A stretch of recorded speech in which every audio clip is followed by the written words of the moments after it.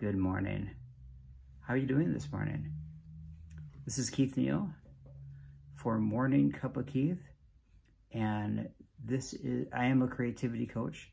This topic I want to talk about today is really sensitive, I think. Taking ownership is the master theme here. So continuing that theme and talking about simplifying your life. And simplifying your life when it comes to the clutter, like the last video I talked about, even though it has an emotional component to it, it's not as heavy or big, is simplifying your life by selecting your friendships.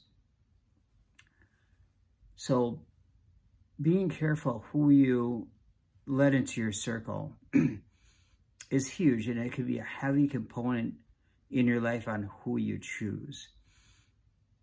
And so let's say, there's people in your life, and you gotta, the people in your life, you gotta weigh, who are the people in your life that are contributing to your development in life, and you're doing the same thing. And so if you two are balancing each other out and both are beneficial, that's a good thing. There's no perfect people out there. And there's no type of thing where you say, well, that person's bad, boom, you toss them.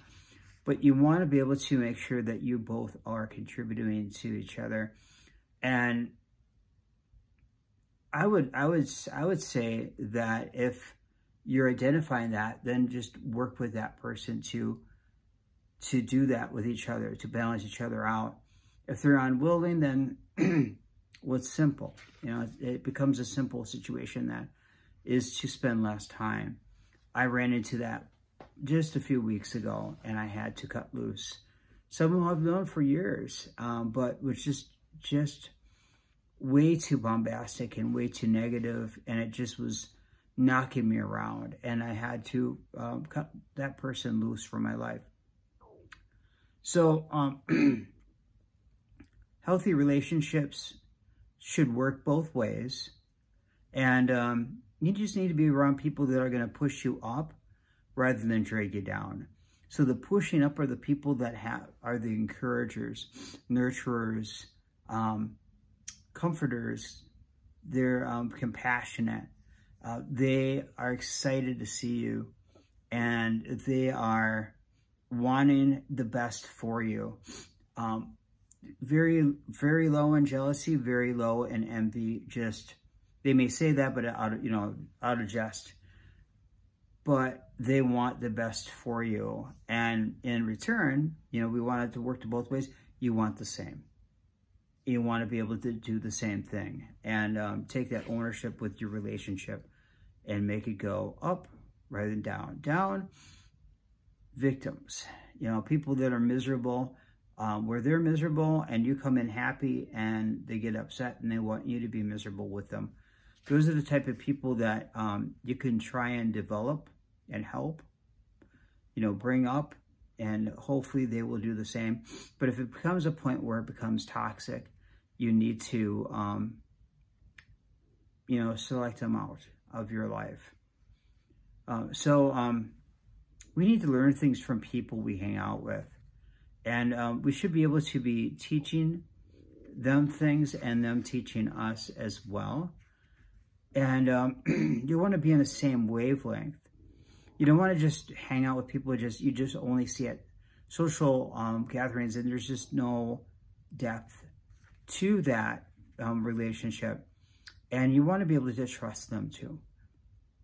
So are people that you don't trust, or people that are negative, that are friends in your life, are they cluttering up your life? Then what you need to do is you need to take ownership and remove those people from your schedule, from your life. And, just some ways to do it is, if you're sending messages, you just don't. And if they don't respond back, well, then that can be an easy way to do it. But you're going to be and you choose select these people that are going to be better in your life, you're going to feel so much lighter emotionally and so much less stress in your life. And then you'll gain a huge amount of time on what really matters. Now, I want to differentiate from people that are having hard times. People that are having hard times in your life, you don't cut them loose. If they're taking up, like, it's becoming a thing where they're really in a hard time, you compassionately come around them and you help take care of them. And really don't expect anything in return. I know I talked about balance, but when you can do that and have that compassion, that's really one of the biggest reasons we're here on this world. But if it comes to a point where it becomes toxic and it's really eating up so much of your time that you can't get anything else done, you need to look at the possibility of space with them, spacing them away, or getting them help that you maybe can't do yourself. So by no means am I saying that you kick people out of your life that are having troubles. Not at all. One of the things that I've been blessed with recently is being able to help out a friend who is going through a hard time right now. And being able to take on some things, physical things here, while they're sorting out what is going on with their home. And so these are things that you can do, and you're taking ownership, you're simplifying your life by selecting those good friendships, and then just going all in with them, and in return, whether you want a reward or not, you'll get rewarded. And it may not always be physical, it may be emotional, maybe some blessings, in your life, that you just feel so good that you served another and you took care of your friend. So hope that helps. And yeah, if you have any questions on this topic, feel free to reach out to me. I know this is the heaviest one, I think, when it comes to take ownership, is, when it comes to involving people, and we want to be very sensitive, but then also we want to take care of our mental health too. So thanks for watching, and I'll be back on here again for the continued take ownership theme. All right, take care. See you soon.